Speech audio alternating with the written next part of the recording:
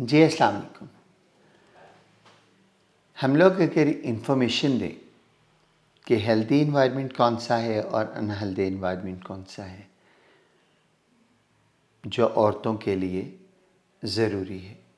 तो मेरा ख़्याल है हम ख़वातीन को उनके हकूक़ से बेहतर आगाही दे सकते हैं। और ये जो इन्वायरमेंटल बात है ना कि माहौल कौन सा साज़गार है, इसको हम जितने आसान अल्फाज में, जितने ईज़ी लफ्ज़ों में बयान कर सकें, उतनी हमारी ख़वातीन जल्दी समझ सकती हैं। क्योंकि हमारे मुल्क के अंदर एक बहुत बड़ा तबका ख़वातीन का ऐसा है जिनके पास तालीम नहीं है, और यही उनका बेसिक हक़ है, बुनियादी हक़ है, जिसको बहुत सी जगहों पे बहुत पहले ही सल्ब कर लिया जाता है, इस खौफ के साथ कि अगर ख़वातीन सीख जाएंगी, समझ जाएंगी, पढ़ जाएंगी, तो कोई किताबचा, कोई लेटर, कोई लफ्ज़, कोई ऐसा मुहावरा, कोई फ़िक्रा या कोई ऐसी मालूमाती किताब या लिटरेचर या इंफॉर्मेशन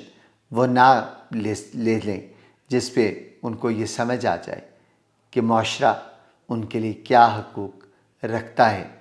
और कहाँ से उनके राइट्स की वायलेशन हो रही है, कहाँ से उनके हकूक़ को ख़त्म करने की और सल्ब करने की कोशिश हो रही है, कहाँ पे वो ना चाहते हुए भी हक़ और हकूक़ होने के बावजूद भी अपने लिए बात नहीं कर पा रही हैं, क्योंकि वो समझते ही नहीं हैं कि लॉ उनकी प्रोटेक्शन के लिए मौजूद है, बिल्कुल इसी तरह जैसे बाकी लोगों के लिए मौजूद है। तो ये इन्फॉर्मेशन, ये चीज़ें और ये इन्वायरमेंटल क्रिएट करने की ज़रूरत है जहाँ पे वो भी बैठ के अपने लिए अपने आप को महफूज करार दे के अपने बारे में बात कर सकें। एक हेल्दी एनवायरनमेंट जहाँ पे उनके हंसते मुस्कुराते चेहरे ज़िंदगी की नई नवीद बन के उभर सकें।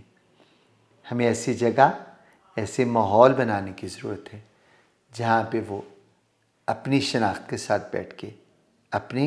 और अपनी जैसियों के हक़ के लिए बात कर सकें, बिल्कुल ऐसे ही जैसे